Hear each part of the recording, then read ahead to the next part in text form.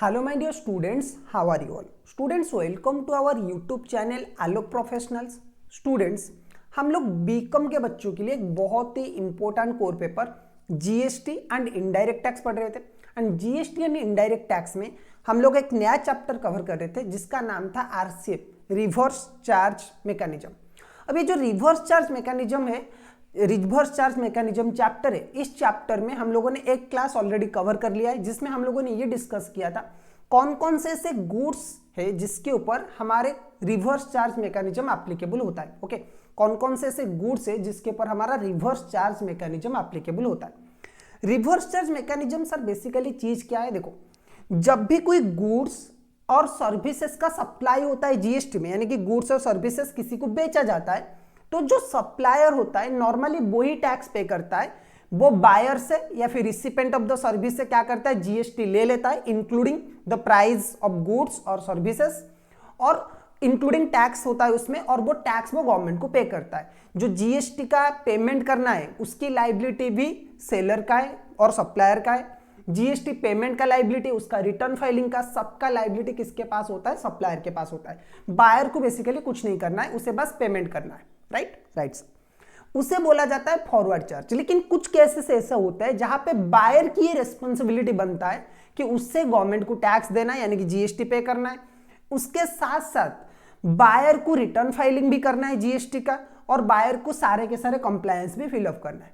अब ये जो केस होता है ना, जब उल्टा होता है, बायर को टैक्स देना पड़ता है, तो उसे हम बोलते हैं रिवर्स चार्ज। ओके, और ये रिवर्स चार्ज मैकेनिज्म में गुड्स, कुछ गुड्स भी आते हैं, कुछ सर्विसेज भी आते हैं। गुड्स के बारे में ऑलरेडी हमने डिस्कस कर लिया था, जैसे कि हम लोगों ने कवर किया था कि आपका कैशू नट सील्ड और पिल्ड, ओके, आपका बीड़ी वेपर और तेंदू लिप्स, आपका तंबाकू लिप्स जो था, पेपरमिंट ऑयल, पेपरमिंट ऑयल था आपका, स्पीयरमिंट ऑयल, आपका हॉर्स मिंट ऑयल, ये जो होता है ना, ये सारे के सारे ऑयल्स।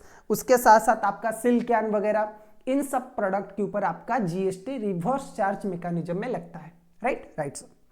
ओके, आज हम लोग बात करेंगे सर्विसेज के बारे में, यानी कि कुछ ऐसे सर्विसेज है जिनके ऊपर रिवर्स चार्ज मैकेनिज्म एप्लीकेबल होता है। तो वो सर्विसेज क्या क्या है और किसको जीएसटी देना है अंडर रिवर्स चार्ज मैकेनिज्म, वो आज की क्लास में हम लोग डिस्कस करने वाले। ओके, सो जो पहला सर्विस नॉमिनेट होता है वो है गुड्स ट्रांसपोर्ट सर्विस, यानी कि अगर कोई सप्लाई कर रहा है service in respect of transfer of the goods by road, कोई अगर गुड्स रोड में गुड्स ट्रांसपोर्टेशन का जो सर्विस होता है ना, मतलब एक जगह से दूसरे जगह गुड्स ले जाना बाय रोड, अगर ये कोई सर्विस प्रोवाइड कर रहा है तो उस केस में जीएसटी आपका रिवर्स चार्ज मैकेनिज्म में लगेगा।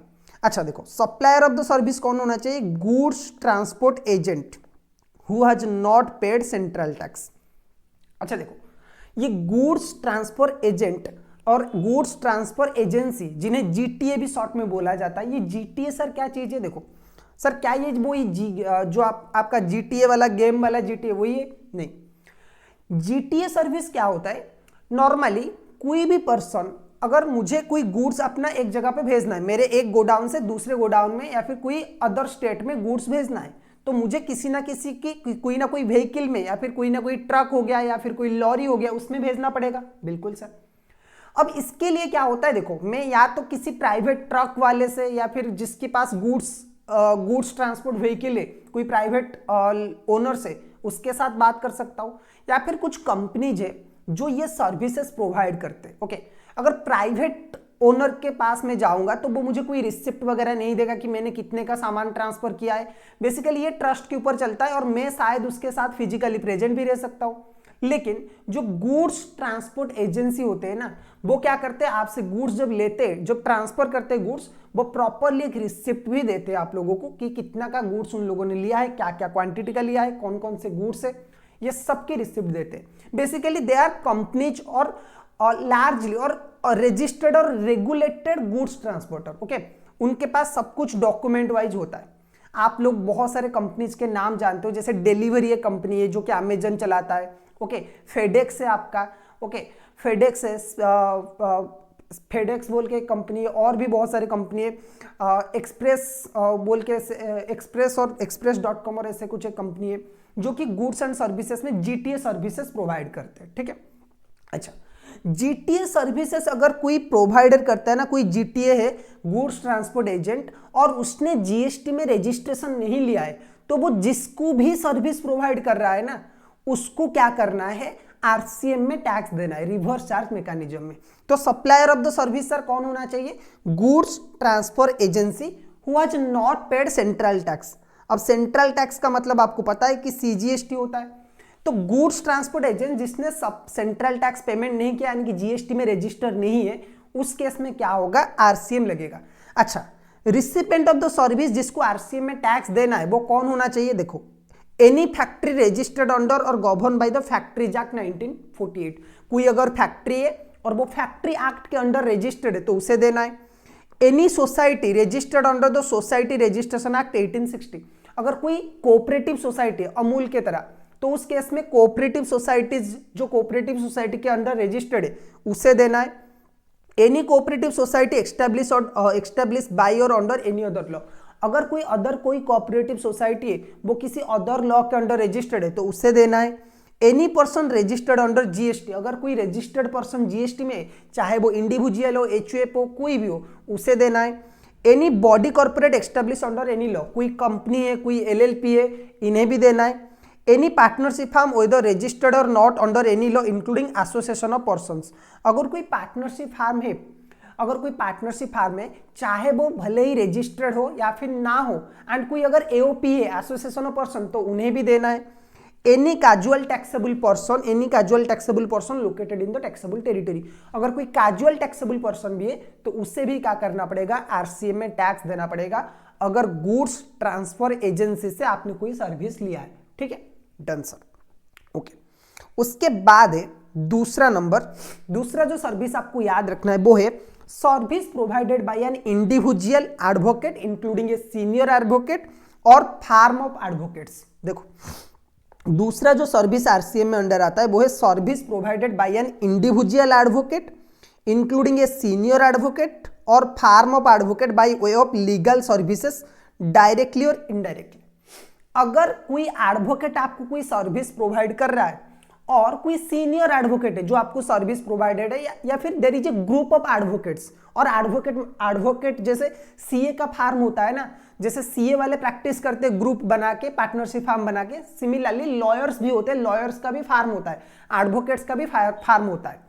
ओके, इंडिया का अगर सबसे बड़ा लॉ फार्म में बोलूं ना, जिसमें बहुत बड़े बड़े लेवल के एडवोकेट रहते हैं, वो है खैतान एंड को। एक बहुत बड़ा लॉ फार्म है, आप सर्च कर सकते हो, खैतान एंड को। ओके, जिसके फाउंडर और जिसके ओनर रिलायंस के इंडिपेंडेंट डायरेक्टर है। ओके, अच्छा चलो, legal services means any services provided in relation to advice consultancy. देखो, लीगल सर्विसेज में सर, लीगल सर्विसेज का मतलब क्या है, देखो अगर आपको कोई एडवाइस लॉयर ने दिया है, ठीक है, कंसल्टेंसी अगर आपने उससे लिया है लॉ के related, assistance in branch of law, किसी लॉ की ब्रांच में अगर कुछ आपने एडवाइस लिया है, in any manner and including representational services before any court, tribunal और अथॉरिटी।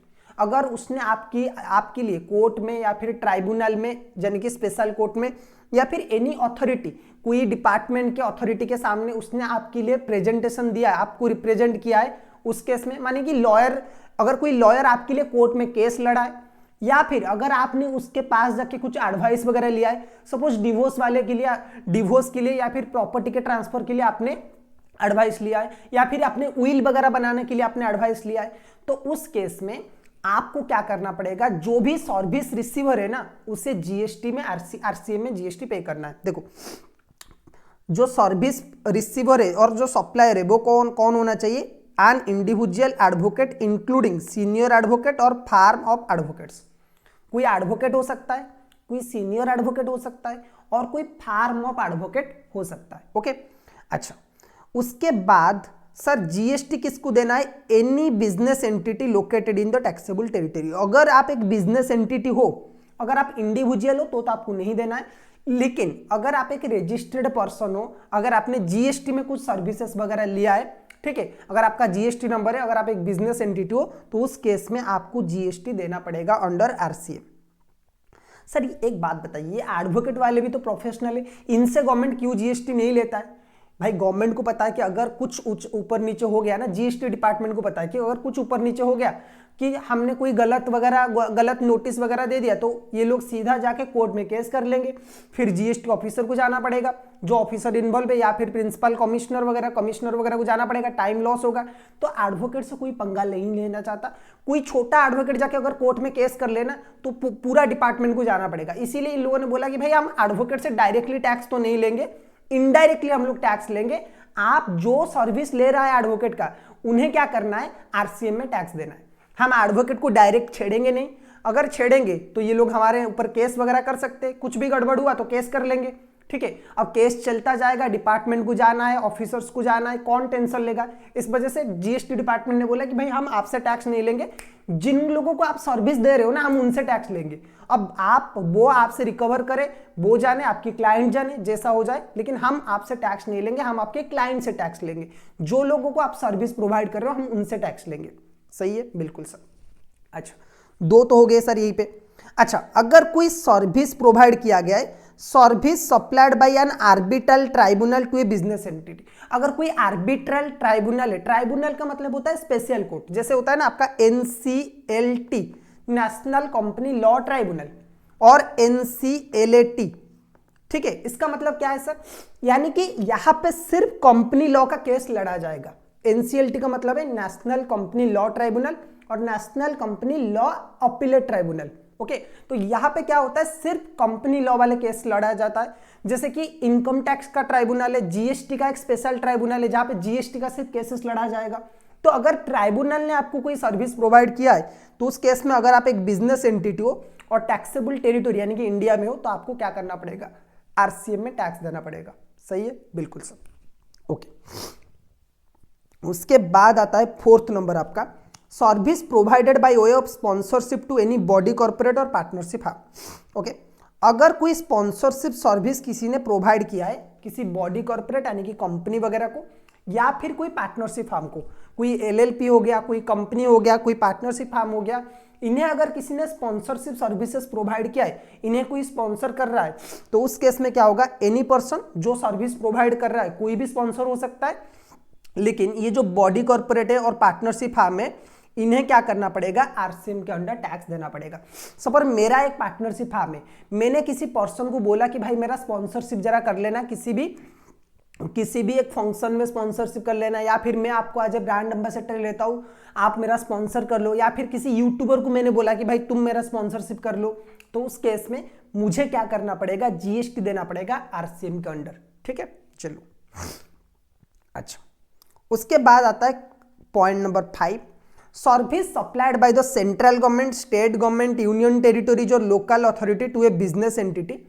अगर सेंट्रल गवर्नमेंट आपको कोई सर्विस प्रोवाइड कर रहा है, अगर स्टेट गवर्नमेंट आपको कोई सर्विस प्रोवाइड कर रहा है, यूनियन टेरिटोरी और लोकल अथॉरिटी कोई भी बिजनेस एंटिटी को अगर कोई सर्विस प्रोवाइड कर रहा है, एक्सक्लूडिंग दिस सर्विसेज, एक्सक्लूडिंग कौन सा services sir, renting of the immovable property. अगर आपने गवर्नमेंट का कोई प्रॉपर्टी रेंट पे लिया है या फिर लीज पे लिया है, तो उसे छोड़ दीजिए। अगर आपने सर्विस लिया है इंडियन रेलवे का, जो कि गुड्स वगैरह होता है, okay, service by the department of post and the ministry of railway, अगर पोस्टल स्पीड पोस्ट वगैरह की सर्विस आपने लिया है या फिर रेलवे की सर्विस आपने लिया है, तो उसे भी छोड़ दीजिए। अगर आपने सर्विस लिया है एयरक्राफ्ट वेसल इनसाइड और outside the president of A port और एन एयरपोर्ट, अगर इंडिया के किसी पोर्ट और एयरपोर्ट में गवर्नमेंट ऑफ इंडिया की आपने सर्विस लिया है एयरपोर्ट और पोर्ट के लिए, तो उसे भी छोड़ दीजिए। और transport of the goods and passenger, goods and passenger की अगर ट्रांसपोर्टेशन, यानी कि इंडिया में जो बसेस वगैरह गवर्नमेंट का चलता है, या फिर जो ट्रेन मालगाड़ी वगैरह होता है ना, ट्रेन का वो जो गाड़ी होता है ना इंडियन रेलवे का, वो जो नॉर्मल कैरेज पैसेंजर मतलब गुड्स कैरेज ट्रेन वगैरह होते हैं, उन सब का सर्विसेज को आप छोड़ दीजिए। उसके बाद इन सर्विसेज को छोड़ने के बाद अगर और कोई सर्विसेज आपने गवर्नमेंट ऑफ इंडिया से लिया है और आप एक बिजनेस एंटिटी हो, यानी कि कोई कंपनी कोई फार्म हो, तो आपको आरसीएम में टैक्स देना पड़ेगा। यानी कि गवर्नमेंट को टैक्स देने की जरूरत नहीं है, आपको टैक्स देना पड़ेगा अंडर रिवर्स चार्ज मैकेनिज्म। सही है सर। चलो, उसके बाद चलते पॉइंट 5A में, जिसमें यह दिया गया है कि services supplied by the central government excluding ministry of the railway, state government, union territory, local authority of renting of immovable property to a person registered under the central goods and service tax. ऊपर वाले में हमने क्या पढ़ा था कि sir renting of the immovable property को छोड़ दीजिए, उसके बाद बाकी के जो सर्विस है उसके ऊपर आपका टैक्स लगेगा। लेकिन यहाँ पे पॉइंट 5A में बोल रहा है कि अगर आपने गवर्नमेंट ऑफ इंडिया से कोई भी गवर्नमेंट से, चाहे वो लोकल अथॉरिटी हो, कोई म्युनिसिपैलिटी हो, कोई स्टेट गवर्नमेंट हो, कोई सेंट्रल गवर्नमेंट हो, किसी भी गवर्नमेंट का अगर आपने इमूवेबल प्रॉपर्टी यूज किया है, रेंट वगैरह लिया है, किसी प्रॉपर्टी को आप लोगों ने, किसी बिल्डिंग को या फिर किसी ऑफिस को आपने रेंट पे लिया है, तो उस केस में आपको क्या करना पड़ेगा, जीएसटी आरसीएम के अंडर देना पड़ेगा। ठीक है, चलो उसके बाद आता है 5A। 5A भी क्या बोल रहा है, service by way of renting of any immovable property other than residential dwelling. अच्छा, रेसिडेंशियल हाउस प्रॉपर्टी को छोड़ दीजिए, अगर आपने कोई भी अदर प्रॉपर्टी लिया है जो कि कमर्शियल पर्पज के लिए यूज होता है और आपने इमूवेबल प्रॉपर्टी रेंट पे लिया है, ठीक है, तो उस केस में क्या होगा, अगर एक रजिस्टर्ड पर्सन किसी अनरजिस्टर्ड पर्सन का घर या फिर कोई भी प्रॉपर्टी किराए पे लेता है इमूवेबल प्रॉपर्टी, तो जो रजिस्टर्ड पर्सन है जिसने जीएसटी में रजिस्ट्रेशन लिया है उसे क्या करना पड़ेगा, आरसीएम में टैक्स देना है, उसे क्या करना पड़ेगा, आरसीएम में टैक्स देना पड़ेगा। सही है, डन। उसके बाद चलिए 5B सर्विस बाय, उसके बाद 5B क्या बोल रहा है, services supplied by any person by way of transfer of developmental rights floor space index for construction of A project by the promoter. Okay, अच्छा देखो, अगर कोई बिल्डर को, कोई प्रमोटर यानी कि बिल्डर वगैरह कोई अगर है और उसे कोई प्रॉपर्टी दे रहा है और फ्लोर स्पेस दे रहा है, यानी कि कुछ बनाने के लिए, कोई प्रोजेक्ट वगैरह बनाने के लिए कोई प्रॉपर्टी वगैरह या फिर कोई अपना लैंड वगैरह दे रहा है, तो उस केस में जो प्रमोटर है उसे, जो बिल्डर है उसे जीएसटी डिडक्ट करना पड़ेगा। ठीक है, under reverse charge mechanism. Okay, long term lease of land by any person against consideration in the form of upfront amount called premium or salami cost price development charges or by any other name and periodic rent for construction of a project by the promoter। अगर कोई person किसी भी builder को या फिर promoter को क्या करता है, 30 साल के लिए, जो लॉन्ग टर्म लीज होता है ना इमूवेबल प्रॉपर्टी का, लॉन्ग टर्म लीज पे दे देता है, 30 साल 35 साल की लीज पे दे देता है, कोई अपफ्रंट अमाउंट, कोई बड़ा अमाउंट के अगेंस्ट पे लीज पे दे देता है, एंड उसके साथ साथ जो मंथली चार्जेस है ना, रेंट वगैरह होता है, पीरियोडिकल रेंट होता है, वो भी लेता है, तो उस केस में जो प्रमोटर है यानी कि बिल्डर है उसे जीएसटी डिडक्ट करना पड़ेगा, उसे जीएसटी देना पड़ेगा under RCM, reverse charge mechanism. अच्छा, उसके बाद है service provided by a director of a company और a body corporate, service provided by a director of a company और body corporate in the capacity of director to the said company और body corporate. अगर कोई director है और वो अपनी company को या फिर कोई बॉडी कॉर्पोरेट का जिसका वो डायरेक्टर है उसे सर्विस प्रोवाइड कर रहा है, तो जो कंपनी है उसे क्या करना पड़ेगा, आरसीएम में टैक्स देना पड़ेगा रिवर्स चार्ज मैकेनिज्म में। सपोज मैं एक कंपनी का डायरेक्टर हूं और मैं उस कंपनी को सर्विस दे रहा हूं एज ए डायरेक्टर, तो कंपनी को क्या करना पड़ेगा, जब मुझे कोई पेमेंट वो करेगा आरसीएम में टैक्स देना पड़ेगा। ठीक है, चलो सर। उसके बाद service supplied by an insurance agent to a person carrying insurance business. Okay, अगर कोई इंश्योरेंस एजेंट है और वो इंश्योरेंस बिजनेस को, जैसे कि एलआईसी, मैं एलआईसी का एजेंट हूं और मैं एलआईसी को सर्विस प्रोवाइड कर रहा हूं एज ए इंश्योरेंस एजेंट, तो एलआईसी मुझे कोई कमीशन वगैरह पेमेंट करेगा, तो यहां पे एलआईसी एजेंट, एलआईसी क्या करेगा, एलआईसी एजेंट को जब भी कोई पेमेंट करेगा जीएसटी आरसीएम में उसे पेमेंट करना पड़ेगा। सपोज मैं एलआईसी का एजेंट हूं, अब मैं एलआईसी के लिए क्या कर रहा हूं, पॉलिसी बेच रहा हूं, बदले में मुझे क्या मिलेगा, कमीशन मिलेगा। ओके, अब एजेंट का जो कमीशन है वो मुझे मिलेगा, एलआईसी मुझे वो कमीशन देगा, जब भी मुझे कमीशन देगा उस टाइम पे जीएसटी उसे देना पड़ेगा under RCM, reverse charge mechanism. Okay, उसके बाद आता है services supplied by the recovery agent by a recovery agent to a banking company और ए फाइनेंशियल इंस्टीट्यूशन और नॉन बैंकिंग फाइनेंशियल कंपनी। अच्छा, रिकवरी एजेंट सर कौन होते, जो लोग बैंक से पैसा लेते और टाइम पे चुकाते नहीं है। ठीक है, जो लोग बैंक से पैसा लेते, लोन लेते और टाइम पे वो लोन की रिपेमेंट नहीं करते, अपनी ईएमआई का टाइम पे रिपेमेंट नहीं करते, बैंक क्या करता है ना, उन लोगों से पैसा रिकवर करने के लिए कुछ लोगों को अपॉइंट करता है, और कुछ लोगों का ये सर्विस है कि वो बैंक्स को मदद करते हैं, जिन्हें फैक्ट्री सर्विसेज बोला जाता है। वो लोग क्या करते हैं, वो मदद करते हैं बैंक की to recover their debt. Okay, अब बैंक बदले में कुछ पेमेंट देगा, फ्री में तो करेंगे नहीं, तो बैंक जो पेमेंट देता है ना, जब भी वो पेमेंट देगा इन सर्विसेज के लिए, तो उसे भी जीएसटी पे करना है अंडर रिवर्स चार्ज मैकेनिज्म। ठीक है, तो स्टूडेंट्स आज के क्लास में बस इतने ही सर्विसेज की बात हम बात करेंगे। ओके, नेक्स्ट क्लास में बाकी के कुछ सर्विसेज है जिसके बारे में हम डिटेल में बात करेंगे। उसके बाद ये जो चैप्टर है ये पूरी तरह से खत्म हो जाएगा। ओके, चैप्टर जो सर्विसेज के लिए थोड़ा सा लंबा है। सर हमें क्या ये सारे याद रखना है? कुछ आप याद रख सकते हो, जितना भी आपकी कैपेसिटी है उतना याद रखिए। एग्जाम में गुड्स वाला ज्यादा पूछता है, सर्विसेज वाला थोड़ा सा कम पूछता है, 4-5 सर्विसेज का पूछ सकता है। तो अगर पूछता है तो आप ये 4-5 सर्विसेज भी अगर याद रखोगे तो आपके लिए इनफ है। लेकिन एक बार अगर पूरा भी याद रख लोगे तो आपको बहुत आगे जाके हेल्प करेगा। सो वीडियो को पूरा एंड तक देखेंगे। ओके, और नेक्स्ट क्लास भी हम लोग अच्छे से कवर कर लेंगे सो दैट आपका जीएसटी पूरा क्रिस्टल क्लियर हो जाए। ठीक है, सो आज की क्लास में बस इतना ही, फिर मिलेंगे और एक क्लास में। Till then keep learning.